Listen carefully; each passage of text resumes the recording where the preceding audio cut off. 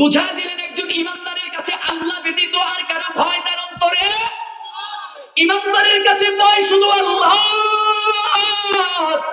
আল্লাহ ব্যতীত কাউকে ভয় পায় না, আল্লাহ ব্যতীত কারো কাছে মাথা নত করতে জানে না। সৈন্য যারা ছিল এরা তো বড় ক্ষিপ্ত হয়ে যায়, এরা তো বড় পাগল হয়ে যায়, রক্ত গরম হয়ে গেল। আমাদের বাদশাকে তুমি বৃদ্ধাঙ্গুলি দেখাইছো, এত বড় দুঃসাহস, আমাদের বাদশাকে বৃদ্ধাঙ্গুলি দেখাও, এত বড় দুঃসাহস তোমাকে কে দিল? আব্দুল্লাহ বিন হুযাফা ভিতরে প্রবেশ করার পরে একটা চেয়ার খালি দেখলেন রাজপ্রাসাদের মধ্যে, বাদশার পাশে একটা চেয়ার খালি দেখা বিনা পারমিশনে সেই চেয়ারের মধ্যে বসে গেল। বাদশার পাশেই বসা ছিল বাদশার ভাই, তলোয়ার বের করে ফেলছে। এত বড় দুঃসাহস, পারমিশন ব্যতীত বাদশার সাথে বেয়াদবি করো, পারমিশন ব্যতীত তুমি বাদশার পাশে চেয়ারের মধ্যে বসে গেলা, এত বড় দুঃসাহস তোমাকে কে দিল, কোত্থেকে পাইলা? বাদশা বলেন ধৈর্য ধারণ করো, ক্ষমতা তো এখনই দেখো নাই, মজার ব্যাপারটা তো এখনই ঘটবে না, একটু ধৈর্য ধারণ করো, পরীক্ষা করার জন্য নিয়ে আসলাম, পরীক্ষা করতে দাও। এবার ওই রোম সাম্রাজ্যের প্রেসিডেন্ট হেরাক্লিয়াস আব্দুল্লাহ বিন হুযাফাকে ডাক দিয়ে বলে, আব্দুল্লাহ তোমাকে এই জায়গায় কেন নিয়ে আসলাম জানো? বলে না না জানি না। বলে তোমাকে নিয়ে আসলাম একটা উদ্দেশ্য আছে, ওই উদ্দেশ্যটা হলো, ও আব্দুল্লাহ শোনো, আমার একটা কন্যা সন্তান আছে, আমার একটা মেয়ে আছে, বড় সুন্দরী, বড় সুশ্রী, বড় চমৎকার দেখতে। আমার এই মেয়েটাকে তোমার কাছে বিবাহ দিতে চাই, তবে বিনিময় শর্ত আছে একটা। কি শর্ত? বলে আমার মেয়েটাকে বিবাহ করার জন্য তোমাকে ইসলাম ধর্ম ত্যাগ করে খ্রিস্টান ধর্ম গ্রহণ করা লাগবে। একটু মহাব্বতের সাথে মনোযোগ দিয়ে এই কথাটা শোনেন। জানো কি বন্ধু, জানো তোমার আমার পয়গম্বরের সাহাবী আব্দুল্লাহ বিন হুযাফা তখন কি জবাব দিয়েছিল? আব্দুল্লাহ বিন হুযাফা বলে, ইয়া কালবার রূম, হে রোমের কুত্তা। আল্লাহু আকবার বলেন না। আব্দুল্লাহ বিন হুযাফা ডাক দিয়ে বলেন, ইয়া কালবার রূম, হে রোমের কুকুর শোনো, তুমি শুধুমাত্র তোমার একটা কন্যা সন্তান আমার পায়ের মধ্যে যদি আইনা ঢাইলা দাও, এর বিনিময়ে যদি ঈমান খুঁজো, আল্লাহর কসম শোনো, শুধুমাত্র একটা কন্যা সন্তান কেন, আমার সামনে যদি গোটা পৃথিবীর সব কন্যা সন্তানগুলোকে আইনা ঢাইলা দাও, বিনিময়ে যদি বলো ঈমান ছাড়তে হবে, আল্লাহর কসম করে বলে যাই গোটা দুনিয়ার সব মেয়েদেরকে লাথি মারতে পারবো, মাগার ঈমান কোনোদিন ছাড়বো না। আব্দুল্লাহ বিন হুযাফাকে এবার বাদশা বলে, ও আব্দুল্লাহ একটা মজার ব্যাপার আছে।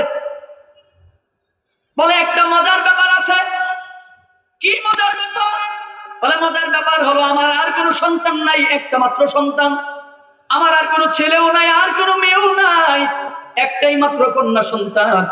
আমার এই মেয়েটাকে যদি তুমি এখন বিবাহ করো, এই যে রোম সাম্রাজ্য দেখতে পাও, এই রোম সম্রাটের অর্ধেক আমি তোমার নামে লিখে দিব, আর বাকি রাজত্ব আমার মৃত্যুর পরে অটোমেটিক তুমি পেয়ে যাইবা।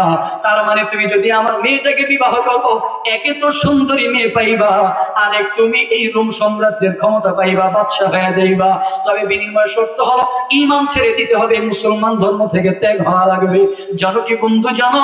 আব্দুল্লাহ বিন হুযাফা জবাব দিলেন, শোনো, শুধুমাত্র একটা কন্যা সন্তান কেন, গোটা দুনিয়ার কন্যাগুলোকেই না যদি আমার পায়ের মধ্যে ঢাইলা দাও, শুধুমাত্র রোম সাম্রাজ্যের ক্ষমতা কেন, গোটা পৃথিবীর সব ক্ষমতাই না যদি আমি আব্দুল্লাহর পায়ের মধ্যে ঢাইলা দাও, আল্লাহর কসম সব ক্ষমতাকে লাথি মারবো, মাগার ঈমান কোনোদিন ছাড়বো না।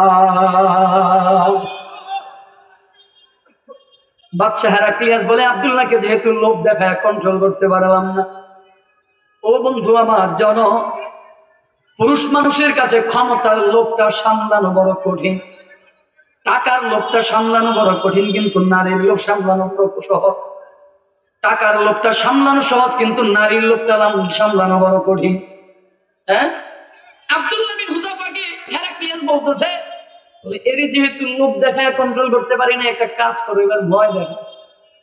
ওরে যেহেতু লোভ দেখায়, যেহেতু ক্ষমতার নারীর লোভ দেখায় পারি নাই, তো ওরে এবার একটু শাস্তির ভয় দেখাও, একটু শাস্তি দাও, দেখো ভয় দেখায় তার ঈমানটাকে নড়বড়ে করতে পারো কিনা, ঈমান থেকে দূরে সরাইতে পারো কিনা। কি করো? বলে যাও জেলখানার মধ্যে বন্দী করো। আব্দুল্লাহ বিন হুযাফা রাদিয়াল্লাহু তাআলা আনহুকে জেলখানার মধ্যে বন্দী করা হয়। সৈন্যদেরকে বলে দেওয়া হলো, ওর জন্য খাবার দাবার সব কিছু বন্ধ করে দাও, পানিও বন্ধ করে দাও, খাবার বন্ধ করে দাও। সব বন্ধ করে দাও, জেলখানার মধ্যে বন্দি করে রাখো। কতদিন পর্যন্ত? বলে যতদিন পর্যন্ত ওর হালত, ওর অবস্থা এমন না হবে, বলে আজকে যদি খাবার না দেওয়া হয়, হইতে পারে সে আজকে মৃত্যুবরণ করবে। এমন পরিস্থিতি হওয়ার আগ পর্যন্ত তার খাবার দাবার সবকিছু বন্ধ করে দাও। যখন সবকিছু বন্ধ করে দেওয়া হলো বাচ্চার কথা অনুযায়ী, আবার বলে দেওয়া হলো যখন তার হালত এমন হয়ে যাবে, খানা দেওয়ার সময় হবে, তখন আমার কাছে জেনে নিবা কি খাবার দেওয়া লাগবে, আমি বলে দিব, মেনুটা আমি সেট করে দিব, আমার কাছ থেকে জেনে তারপরে সেই খাবার তোমরা তাকে দিতে যাওয়া। একজন হাকিম রেখে দেওয়া হলো তাকে পরীক্ষা করার জন্য, টেস্ট করার জন্য। প্রতিদিন চেক করে আব্দুল্লাহ বিন হুযাফার অবস্থা কেমন হলো, আব্দুল্লাহ বিন হুযাফার অবস্থা কেমন। একদিন চেক করার পরে দীর্ঘ একদিন পর যখন চেক করে দেখলো আব্দুল্লাহ বিন হুযাফার এমন অবস্থা হয়ে গেল, যদি খানা না দেওয়া হয় সে দুনিয়া থেকে মৃত্যুবরণ করবে, মরে যাবে। হাকিম গিয়ে এবার বাদশাকে বলে, বাদশা এমন অবস্থা হয়ে গেল, এবার খানা দেওয়া লাগবে, কি খানা দিব এবার বলে।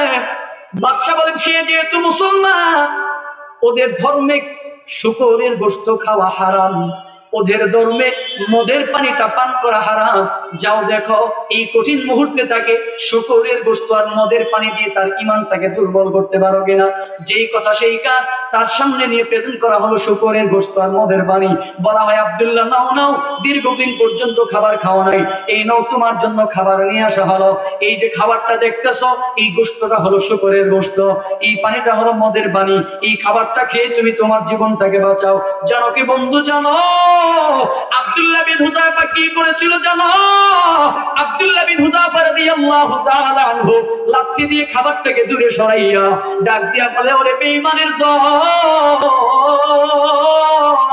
তোমরা মনে করেছো এই কঠিন মুহূর্তে আমি এই হারাম খাদ্য পেটের মধ্যে ঢুকাবো?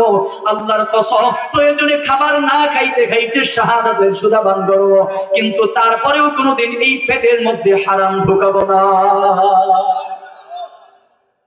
অথচ আপনি আর আমি হইলে তখন অটোমেটিক জবান দিয়ে ফতোয়া বের হইতো, জীবন বাঁচানো ফরজ। হ্যাঁ, ঠিক বললেও ঠিক, না বললেও ঠিক। আপনি আমি এই পরিস্থিতিতে বলে ফেলতাম জীবন বাঁচানো ফরজ, বলবো গেলে কিছু হবে না।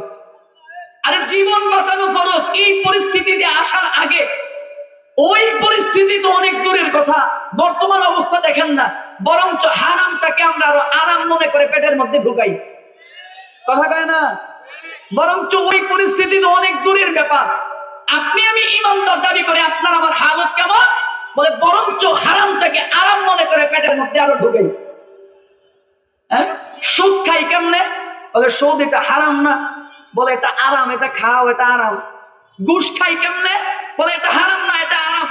প্রতিটা সেক্টরে সেক্টরে একটা সিগনেচার দরকার হলে 500-1000 টাকার একটা নোট ঢালতে হয়। একটা নোট না ঢাললে, একটা নোট না হাদিয়া দিলে একটা সিগনেচার আসে না। আবার এই সিগনেচার কোন কোন ক্ষেত্রে মোটা ভান্ডেল দিতে হয়, হাদিয়া মোটা ভান্ডেল না দিলে সিগনেচার আসে না। আবার কোন কোন ক্ষেত্রে মোটা ভান্ডেলও কাজ হয় না, চেক লিখে দিতে হয়, কথা কয় না? এরকম ব্যাপার আছে না নাই? এগুলো আমরা কি মনে করি খাই, হারাম না আরাম? হ্যাঁ হ্যাঁ, কয় না, কি হারাম না আরাম? এগুলো হারাম মনে করে খাই না আরাম মনে করে খাই? আপনি আমি যদি ওই পরিস্থিতিতে পড়তাম তো অটোমেটিক জবান দিয়ে ফতোয়া আসতো, জীবন বাঁচানো ফরজ।